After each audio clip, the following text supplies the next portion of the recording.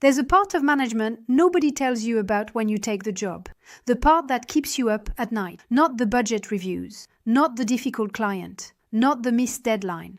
It's the conversation you haven't had with someone on your team who isn't working out. You know it needs to happen. You've known for months.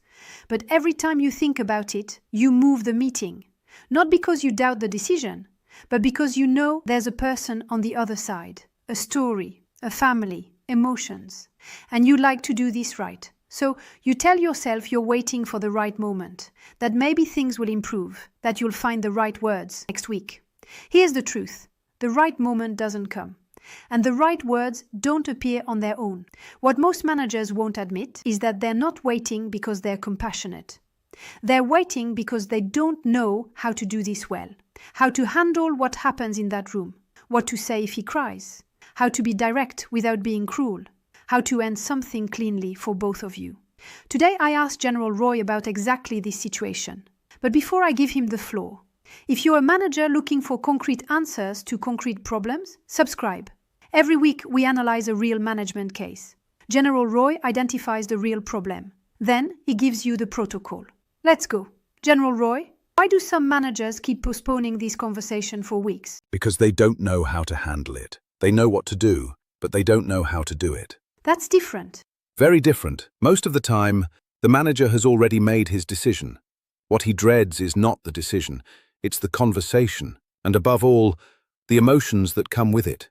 The tears, the anger, the silence, the disappointment. Because nobody actually teaches us how to handle these moments. And yet, it is part of the job. No manager escapes it. And yet, some tell themselves a few more weeks won't change anything. They will. They change everything. Let's start with the employee. Many managers think they're protecting him. In reality, the opposite is usually happening. He feels something is wrong. He doesn't know exactly what, but he sees the corrections, he senses the frustration, he hears the remarks, he feels the tension, he notices the looks. He understands there is a problem, even if nobody says it clearly. Keeping someone in a position of permanent failure is not kindness. It is slow cruelty. That's a hard thing to hear.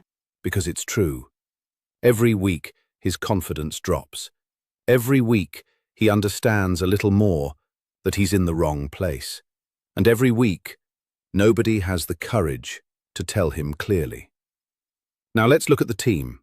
The work never disappears. It shifts. The mistakes get corrected. The delays get absorbed. The files get redone. By whom? The best people. Always the best people.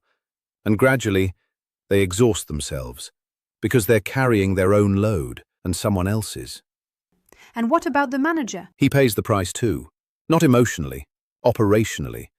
Think of a coach who leaves an injured player on the field because he likes the guy. The player is suffering.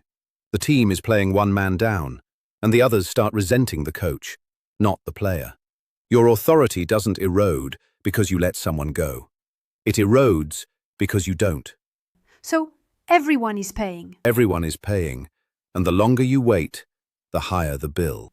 How does a manager know if he's genuinely reached the end of the road? With the S.A.M. audit. Not as a human resources tool, but as a responsibility audit. Exactly. Before making the final decision, answer 3 questions. First question, did you give this person clear objectives, observable standards, understandable expectations? Second question, did you actually train them, support them, help them progress? Third question, did you clearly explain the consequences of their failure, without ambiguity, without hints?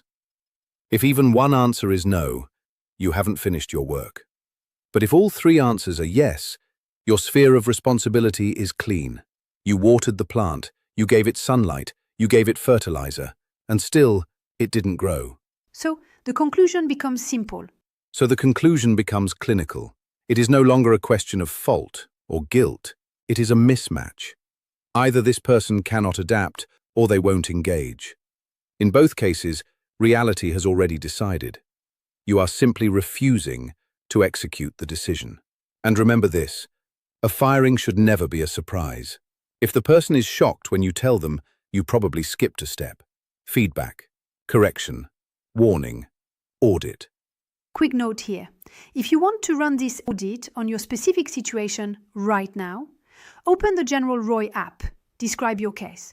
ROI identifies the real problem and gives you the exact protocol, what to do and what to say. Free to start. Link in the description. Now, let's keep going because the hardest part is still ahead. Okay, the audit is done. The decision is made. What does the manager actually say in that room?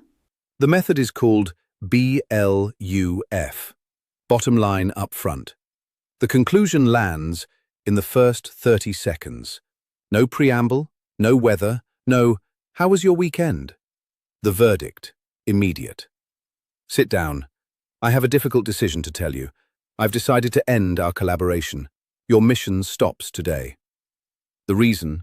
Factual. We did everything we could. Clear objectives, real support, direct feedback. Despite that, I see a definitive mismatch between your current capabilities and what this role requires. This is not about you as a person, it is about fit. Then, the silence. You stop talking. You do not fill the space. And if he cries? If she gets angry? Most managers talk in that moment, not to help the other person, but to escape their own discomfort. The silence is not cruelty. The silence belongs to them. It is the space where they process what just happened. Filling it with justifications, with apologies, with your own pain, takes that space away from them. I want to say something here, because I think it's important. This conversation will cost you, and you will feel heavy afterward. So, block 30 minutes of empty space in your calendar after the meeting. You will need it. Being affected is not weakness. This is human. The goal was never to make it painless. The goal is to make it dignified, for them and for you. When they walk out of that room, they will be hurt. But if you were direct, factual, and respectful, they will also think, he was straight with me. He didn't lie. He didn't treat me like an idiot by pretending I'm great while pushing me out the door. That is the last thing you can give them. Their dignity intact. General, let's make this operational. What does the manager watching this do in the next 48 hours? 4 actions, non-negotiable. Action 1. Tonight, the responsibility audit. 1 sheet of paper, 3 questions. About the person you're thinking of right now. Did I give clear objectives? Did I train and support? Did I give explicit warning? If any answer is no, fix that first. You don't have the right to fire yet. If all 3 are yes, your sphere is clean. The delay is no longer compassion, it is avoidance. Action 2. Tomorrow. Write the first sentence, word for word. I've decided to end our collaboration. Learn it by heart. When your voice shakes and your brain goes blank in that room, those words will carry you through the first 30 seconds. Everything else flows from there. Action 3. Before the meeting. Prepare the logistics, paperwork, IT access, HR coordination. Everything ready before they walk in. Amateur logistics add humiliation to an already painful moment. A clean exit is a form of respect. Action 4. After the separation. The A.A.R, After Action Review. Before you open a single job posting, ask yourself one question. What did I fail to test at the interview stage? Not to find someone to blame, to prevent the same mistake from happening again. A firing is not always the consequence of a bad hire, but a professional manager always checks that hypothesis before closing the file. Sometimes the person was the right fit, then they changed. Sometimes the role evolved. Sometimes the conditions shifted. But sometimes the problem was already there on the day they were hired. So ask yourself 4 questions.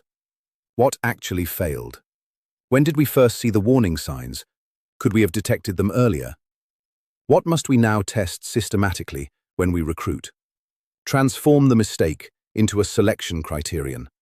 Never pay the same debt twice. A leader is not only accountable for who stays on the team. He is also accountable for who joins it. That is the duty of the gatekeeper. General, one final question for the manager watching this? One question. The same question applies to any hard decision you've been postponing. Am I delaying this for their protection or for mine? If you're honest with yourself, most of the time, the answer is for yours. Because being liked feels better than being right, and keeping the peace feels easier than making the call. But the peace you're keeping is artificial, and the person you think you're protecting is drowning in slow motion. If this conversation felt familiar, if there is already a situation you're thinking about, the next step is simple. Describe it. Get the diagnosis, get the protocol, and make the decision. You'll find the app link in the description. The goal was never to make it painless. The goal is to make it dignified. Now go make the call.